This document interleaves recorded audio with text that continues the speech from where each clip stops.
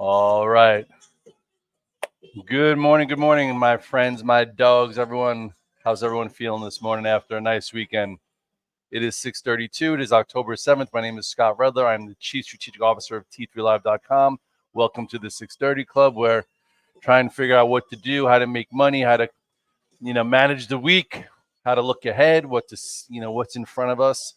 This week we have the CPI, the PPI.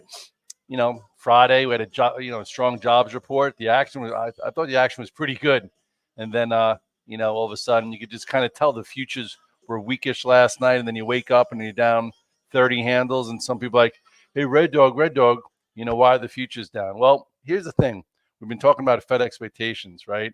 And almost like a bunch of months ago, they were Fed expectations were for like 124 BP of rate cuts, and I'm like, what the hell? That many rate cuts? It was over the summer. And PS, they cut 50 basis points, and then with the strong jobs report, it's hard for them to say, hey, we're going to do another 50. So the street that was, the Fed expectations were for 72 basis points, and now it ratcheted down to 50, meaning two meetings left, quarter and a quarter. So the market has to adjust. So the reason why we're down isn't because of Israel, isn't because of a bunch of things. It's because the market was a little ahead of itself as far as rates, and now we have to figure out, can we absorb this move? So with that being said, you go to the chart of the spies here, and definitely always a little tricky when you go out at the highs and things look good, and it costs you money to have hedges on, and I know for me, I don't have any, I don't sell any premium, I don't have any SPY hedge on, but I'm hopefully be able to add to some longs that I like. At this point, we're still in this range. The range is pretty much in September 19th. So you're talking about 1, 2, 3, almost 3 weeks, whatever. And we'll see what happens today. Can we hold? If you could hold 568 in the spies and digest, and if the spies that are only down, they were down 3 1/4, hang in here. It could wind up being a better trading day than if we were up $1 and you were just selling some of your positions. So we'll see, where some of the relative strength comes. The Qs also. The Qs, been not leading the tape, but participating. There's been lots of things to do, ways to focus in and make some money in specific trades here. And now you'll see, does 482 hold? If 482 doesn't hold, chances are, if you're very active, you might have to think about how much risk you have on. Then in other sectors, money's been rotating. We talked about the XLE strength. Like, look at, this move in the XLE. It's been a little bit different than we saw, over the course of the summer. Got back above all the moving averages right around here. So if you've been, focused on the XLE, or focused in on some of the nuclear names, or focused in on some of the uranium names, you've been making some good money. I switched some gears and started to make some better money in other places besides tech. But anyway, nice move. What's it doing today? Let's see. The XLE is up another 80 cents. So if you're walking today and you're in the XLE, you're not feeling so bad about yourself. So anyway, 94-ish is your next spot. So, we will be approaching here. If you look at the weekly chart, we discussed this, this descending channel that broke to the upside, which typically, obviously, is a bullish pattern. We went with Oxy, which was really good. Just a broken name. It's not good if you've been in it since March, but we had a nice little targeted move in Oxy where we did pretty well with options. Now it's coming back into the base. I think guys did really well with this VST. Obviously, look at that chart. Wow. I didn't play this one. I just, guys in the Alpha team did. Congratulations to them. Just good to see charts that, ignite and go and stay above the 8-day moving average. Like, a lot of people use a lot of the types of strategies that we've been teaching for years and decades in strong stock. A bunch of us, I'm in options in this. This was nice. I showed this chart last week. Said you could be long versus 247, gets above 258. It can continue. This is the grid. This is something different. I've never been in it before. I started focusing here because some of the guys on the Alpha team were like, Red Dog, we need some some new names, new things, and this is working really well. As I say that, let me see if we can get say hello to some of my dogs around the world that are chiming in. This is this is what you could see on YouTube. How this is, like, usually when I'm saying hello to everyone, it's all right here. Then you got Todd. Hell yeah, because that was his idea. My fraternity brother from college. You got Bobby. Good morning from Tampa Bay, Red Dog. I can't believe there's another friggin' hurricane coming in. You guys better stay safe. What up, Sully? Yeah, China's up again. Oil's up. The Detroit Burbs are in the house. Blair's in the house. Hayden's in the house. We got Austin in the house. I don't know why this comes out like a kaleidoscope. Remember back in the day when you'd have those things when you were a kid, the kaleidoscope? Anyway, so I usually keep this down here, and some people give me some names to kind of discuss as we're going through it. What else has been working on the flip side? Dash. What a friggin' move! This Dash it came from some of my institutional friends, not some people from the Alpha team. And we've been trading Dash since like 126.90, and my friends think it by the end of this year it has a home at like 170 or so. If you look at the chart here, the weekly chart of Dash, wow, there's this whole void here. So I would stay with it. That's been working well. I'm long that. I'll probably add to Dash today. I'll probably add to Reddit today. Reddit, what a nice clean move. This was another, like Dash and Reddit were like two of the IPOs that came out after 2021 when no IPOs were coming out. So this kind of feels like this is going to, head above this 74 to 76 and continue. So that's pretty good. Yeah, Dash has been really well. But on the flip side, I had some options on Amazon, and Amazon woke up with the port strike done, and then you see a move like this in Amazon, and you're like, oh, maybe Amazon turned the corner here, and then you get a downgrade where it's down 3. I am long some Amazon, and that kind of stuff's annoying. I feel like that stuff's happening a lot where it's like, hey, it looks good, and then boom, you get kind of blasted. So Amazon, I'll see how it goes.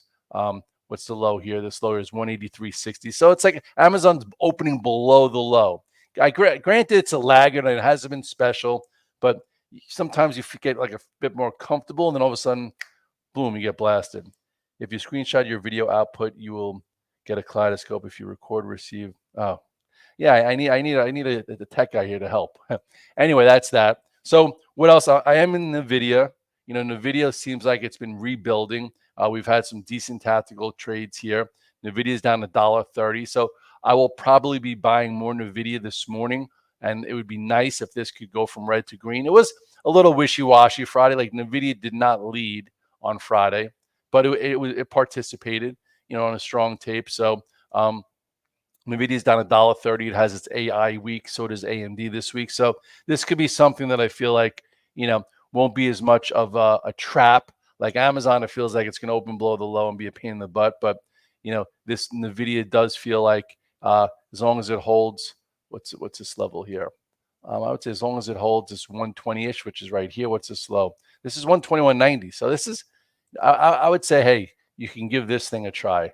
This should be able to go red to green today, and maybe even make you more money if it does that and continues. But anyway, so we'll see what happens there. AMD day, no, it's Thursday, not Friday. It's the 10th. But AMD had a really nice move, right? AMD's been trading a little bit better. It's been a tough trade over the course of the past multiple months, just like kind of like a tactical one.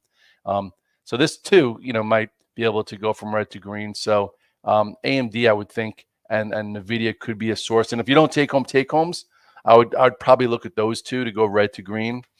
Apple, I haven't really been approaching so much. It's just been a pain. I was pretty long Apple, on this day. If you remember that day, it went out strong, and then all of a sudden another report that the iPhone is light, and that happened. So to me, it's just been, put it on the side. Tesla also has been really hard. The robo events coming up. We did have a bunch of good trades in Tesla. From this 235, I did get rid of most into that 260 area. I did have some options on that I added ugly, and I trimmed some. I'm not in the stock today, but I will look at Tesla. Tesla is not down a whole lot. It's only down 50 cents. SPYs are down 260. So there seems to be some morning relative strength. So if this could, go green and go above this, I might trade that. Elon was at the rally with another 100, however many people there. I'm not going to get into it. Yeah, Microsoft, health-minded. I haven't traded Microsoft in a while. Listen, Microsoft has just not been the place to be. It's kind of like who moved my cheese. You have to rotate and go where the money's going, and Microsoft is just not there. If you look at Microsoft, it's giving you little tactical things, but even after the August 5th move, which was right here, it gave you one trade, and then it gave you one more trade when it got above this like 411. And then since then, if you've been trading Microsoft, you're not trading where the action is. Sometimes you just got to move on. Meta was much better. Like Meta still works really well. Dips have been viable. Guys were making really good money here last week. Look, you had a nice little bull flag here. It held the 8-day and then took off again. So this one could be, something to continue to look at. I'm telling you, those Meta glasses that I got are awesome. So Meta's been like number one. Number two, is really not that many in the Mag 7 that you could really, hold your hat on that are at least acting special, making it easy for you to hold, buy a dip, play a breakout, and go. That's why, I don't have that many on of that. Actually, the only Mag 7, I don't, anyway, we'll see. Some other names that are acting well, Datadog. Okay, we bought some options in Datadog last week. That's working pretty well. I did buy back this ASTS, okay, right around here last week. This was one of those story type stocks that's one of those controversial, futuristic, whatever. But anyway, here you had a red dog reversal, and I bought it back, and I do think that this probably can go like a red to green. What is it doing this morning? It's probably down a little. It's only down 6 cents. That's not so bad. Bitcoin acted, much better for itself. It felt like it acted much better. I was on the road to Ohio State. Had a great weekend with Chase. My friends, my godson is the vice president of AEPI, so it's fun to see kids having a great time. I didn't see any protests at Ohio State, by the way. Anyway, that looks pretty good. What's it doing this morning? This is probably going to help my day, hopefully, but it's only up 30 cents now. But everyone's talking about October for Bitcoin. Bitcoin typically, in my head, usually runs into Thanksgiving, and we'll see what it does. So far, it's up 30 cents in a sea of red. And as far as names that trade well off of Bitcoin, this is one of the favorites that are above the moving average. Like all the other miners, like Mara and Riot and whatever, they just for some reason don't correlate well. This one has a lot of institutional support, has a little bit more features. So I would say if Bitcoin has a strong week, I would say the CORZ should be able to get above this 1295 and continue. Oh, last week I had a freaking awesome call. You guys made money with me with this. So every now and then something comes out. It doesn't look like a whole lot, but right in here we were buying this, sold some, bought some, and then boom, this really helped my day. On Friday. So what's that doing this morning? I didn't even check. Let's see. Okay, hello. Probably it's down 4 cents. So not so bad. When the future's down 25 handles and you're in a bunch of things that are up or down a little bit, that's helpful. What are my thoughts on what's MSGE? What's at Madison Square Garden? I haven't looked at this thing in a while. Hold on. It's up. MSGE. Madison Square Garden. I think the Knicks are going to be good. So that's fun. My son's a Bulls fan. I don't know why. I guess he really loves, Jordan, but Jordan doesn't play there anymore, and the Bulls haven't been good. But this looks pretty good. Madison Square Garden looks pretty good. Let's see the weekly real quick. Wow. Hasn't done a whole lot in a while. The weekly chart actually looks really good, right? I guess I don't know what happened here, but big entire lower consolidation. So maybe do some options into the year. Do you take into consideration the fair value of gaps? Yeah. Sometimes a big gap, it's like, makes you think that it might not get filled. But like when, the SPYs closed, like I was talking to my friend P, like the SPYs closed really strong on Friday, and it kind of looked like, hedges are hurting and that we were going to probably, we just got the jobs report out of the way. It was a little stronger. The market was okay because, the Fed's supporting growth. But today, I think the rates move is just a little bit too much. The recalibration of 72 basis points, it cuts to 50 is what's pressuring the future. So we'll see. Again, it's not the end of the world, but can the SPYs hold this 568? If it comes as a nice inside day, that wouldn't be so bad. You'd still be in this range, and things could probably outperform. Like if the SPYs go from down 275 to, down 1 or down $1.25, there'll be things that you could buy today that'll go green and outperform. If the SPYs are down 274 and go down 5 or 6, it's like the tide is coming out too strong. It'll be hard for stocks to buck the trend, and then they're getting pressure because of the market, and they're not allowed to do what they want to do on their own. When the market's just in a range, you could have stocks doing what they want to do because there's not as much pressure. But when the tide is going one way, too strong, it's hard for them to buck it. Anyway, um, what's my list of stocks? Well, I have a go-to list that I do, and I do about 40 charts. Usually, like 30 of them are the same, and then some change. Like recently, there have been names that have changed. Like this is a new name that I don't really, look at as much. This NNE, another new name that guys have been playing because nuclear uranium, CCJ, I've been in for a while. Okay, so this is a new list besides, because I haven't been playing Microsoft, I haven't been playing Google. I've been very, trying to make sure I'm not like just playing Amazon or those, But anyway, what's up, Bally? How you doing?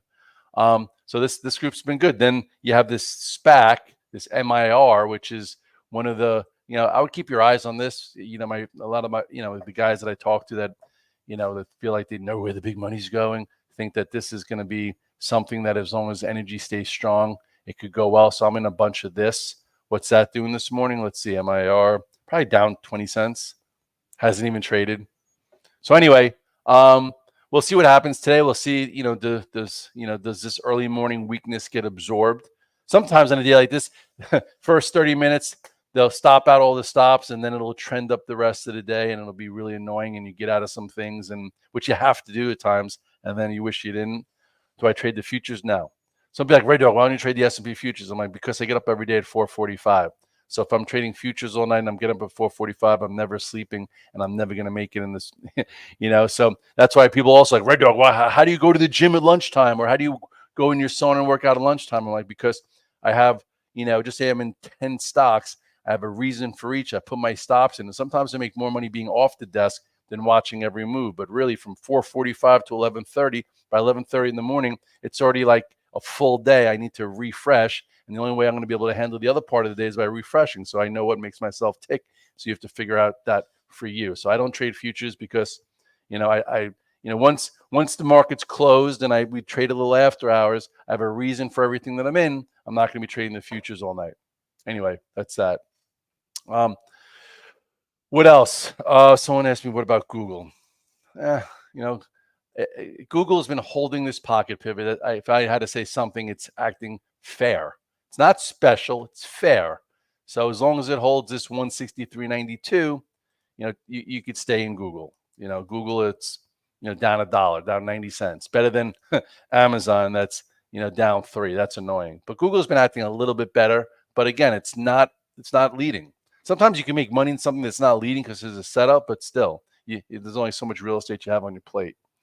Listen, guys, it's 6:50. So really, in conclusion, SPYs have been in a range now for almost 3 weeks.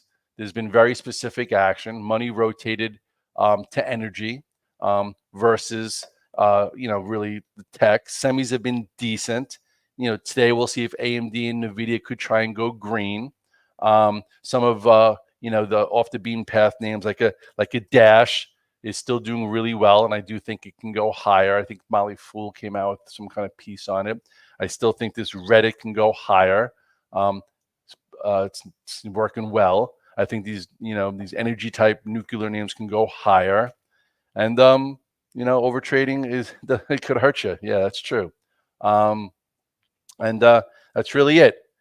Stock selection has been really, really crucial it usually is, but over the last multiple weeks, if you've been in the wrong names at the wrong time or over trading it, it's been hard to make money. So at this point, we have the CPI this week, the PPI this week. You have banks at earnings at the end of the week. You have minutes on Wednesday. I'm going to be on Fox Business Wednesday, so I will not be at my desk. I'll be my friend Liz Clayman. I go on once a month, and then I'm going to an event at the New York Stock Exchange. But we'll see what happens today and tomorrow. I have multiple positions on that I'm going to have to also manage. This is the alpha team. This is where everyone's talking about stocks and trading all day long. This is what I have on right now. So I have a bunch of things that, I'm going to have to figure out, can I buy more? Can they go green? Is there something else that I want to do and manage the process? So I am not, some people are like, Red Dog, how do you take so many positions? I'm like, it's not that many positions, and I've also been doing this since 1998. If you've been doing it for a year or two and you just day trade, or not just, and that's your process, you start somewhere and then you develop and you will evolve. I have, 7 different accounts because I'm 52 and I've developed myself throughout the course of my trading career and my financial approach to the market. That I try and teach you guys, from what I've learned. So then this way, maybe, you get a little bit of a curve, right? So anyway, with that being said, like if you're 35 right now, like Petros, and you have a 3-year-old, I'm telling you, start your 529 at 3. I start chases at 5. It's a little underfunded. Get a whole life insurance policy now. Sacrifice dinners and vacations because I've been doing it for 18 years. I have a great cash value. There are things you could do early to sacrifice for later besides, everything else. So I try and give you guys a little clues of things that I did poorly and things that I've learned through the years. And we try and have some fun. I posted some pictures from Ohio State. Yes, did Red Dog do a few shotguns? I did some shotguns. I was at the game. I was president of my fraternity back in the day, so it was good to see all these young kids having a good time. Yeah, Pfizer had some news. One of the activist shareholders or whatever, are trying to push it along here. Pfizer's been good too. That's true. Pfizer and BMY. I gave you guys BMY 2 weeks ago when it was breaking above this pattern. It's been not the easiest, but hey. Cup and handle pattern broke up to the upside. Pfizer, actually this one's nowhere still. So maybe you'll see if Pfizer holds up, and see what this, this has not been the place to be. I tried it a bunch of times. I think last time I tried it was here, and then the options ran out of time. So yeah, Pfizer's out with a bit of news. It's up 3%, and see if it holds up, but it hasn't been great.